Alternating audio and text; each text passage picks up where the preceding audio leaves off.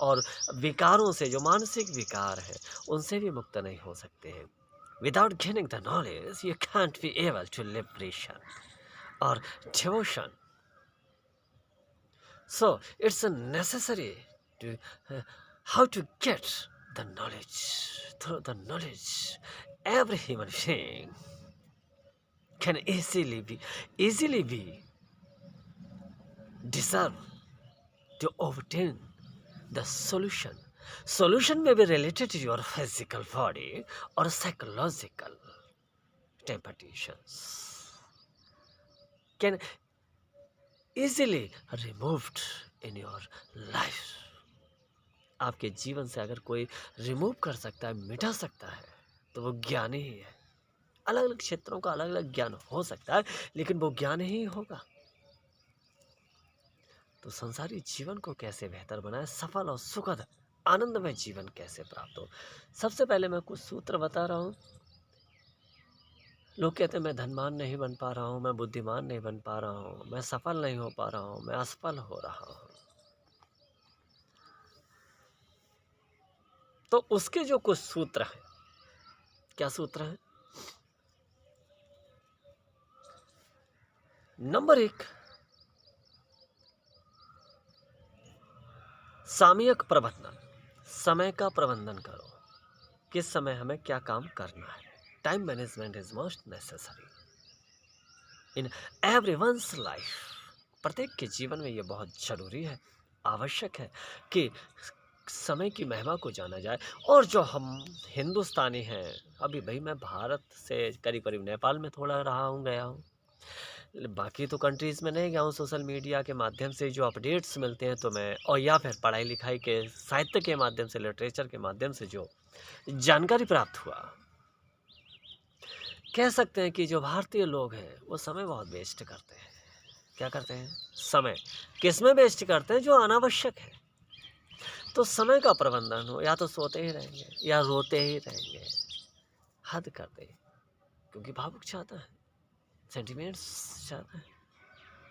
तो समय पे उठना, समय पे काम करने की आदत डालो, समय पे भोजन करने की आदत डालो, समय पे व्यायाम करने की आदत डालो।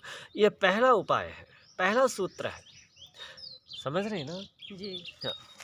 इस प्रकार सूर्य निकलता समय पे नहीं, अंधकार देखता नहीं, बारिश देखता अपना, कभी ग्रहण उसे भी लग जाता है।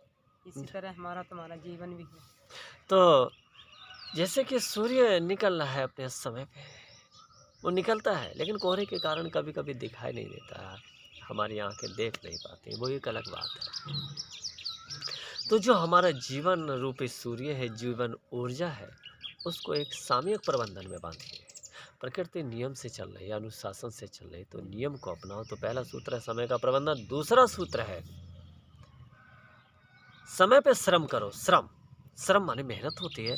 आप पढ़ाई लिखाई समय पे उठ के पढ़ाई करो, मेहनत करो। कि सफलता का शॉर्टकट नहीं है, हाँ बेईमानी का शॉर्टकट हो सकता है, ईमानदारी का कोई शॉर्टकट नहीं है। तो श्रम करो, समय पे उठ के श्रम करो, मेहनत करो, इफर्ट करो, प्रयास करो, कर्म करो, क्योंकि कर्म प्रधान विश्व रचि राखा। कर्म ही मुख्य है।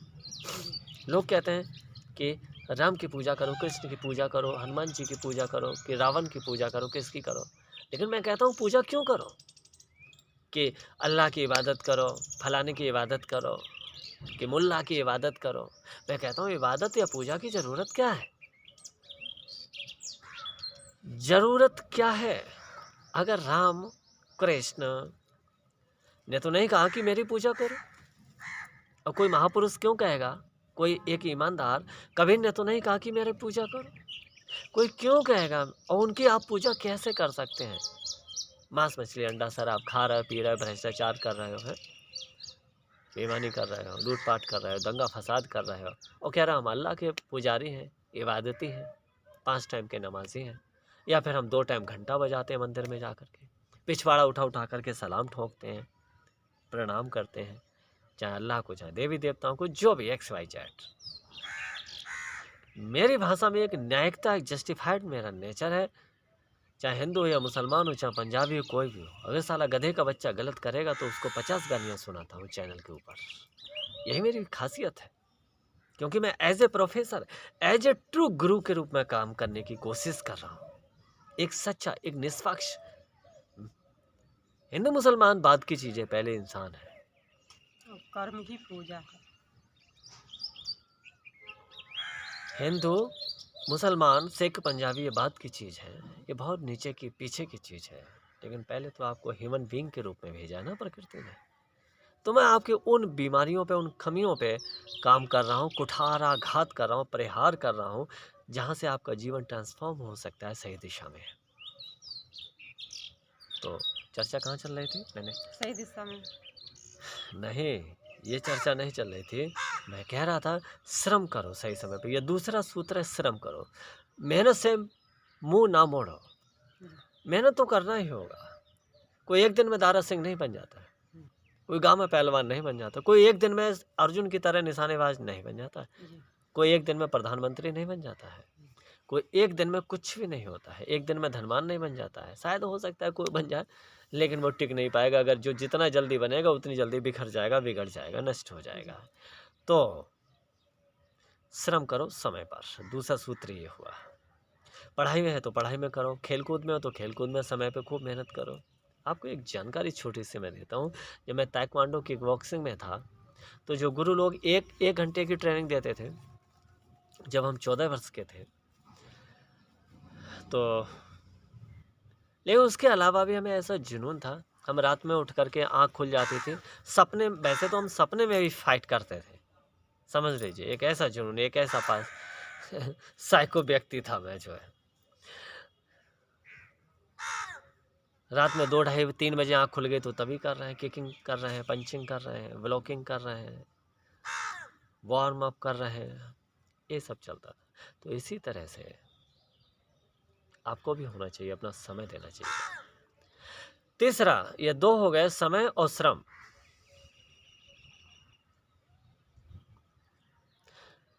आपको साहस की भी ज़रूरत है। अगर आप कभी असफल हो जाते हैं या आपकी परिस्थितियां ऐसी हैं जो आपके अनुकूल नहीं है और आप सफल नहीं हो पाते हैं फर्स्ट अटैम्प्ट में, सेकंड अटैम्प्ट में, तो आपके लिए साहस नहीं खत्म करना, धैर्य बनाए रखना है। जी। तो समय, दूसरे नंबर पे श्रम, तीसरे नंबर पे साहसी होना चाहिए। अपने मनोबल को कमज़ोर ना होने दो। अभी तुम मरे नहीं हो, जिंदा हो। जब तक श्वास चल रही है, जैसे कि कुल्हाड़ी से वृक्ष को, मोटे वृक्ष को काटते हैं तो एक बार से नहीं कट जाता है, बहुत सारे बार करने पड़ते हैं, हाथों में छाले पड़ जाते हैं। तो मैं कहता हूँ, जब तक पेड़ कट के ना गिर जाए या फिर तुम ना खत्म हो जाओ, तुम्हारी श्वासें ना थम जाए, तब तक अंतिम प्रयास तब तक चलना चाहिए जब तक तुम्हारी श्वासें चल रही हैं, अंतिम श्वास बची हुई है। मैं कहता हूँ ऐसे ही नहीं जाना है दुनिया से, बहुत कुछ करके जाओ। तो ये साहस हुआ, साहस के साथ में धैर्य भी संलग्न हो जाता है। सहिष्णुता कह सकते हैं, इंड्योरेंस कह सकते हैं। तो ये हुआ। दूसरा, एक बात और ध्यान रखना, 2 तरह के लोगों, ये 3 पॉइंट्स मैंने बताए, 2 तरह के लोगों से ही अपना संपर्क रखिए। नंबर 1 वो हैं जो आपके दिल के करीब हों। इसी में मैं इंक्लूड कर देता हूँ जो आपके दुख के साथी रहे। दिल के करीब होने का मतलब जो तुम्हें दिल से पसंद करेगा, मानेगा, वो तुम्हारी इज्जत भी करेगा, तुम्हारे सुख दुख की जानकारी भी रखे। कोई कहे हम तुम्हें बहुत चाहते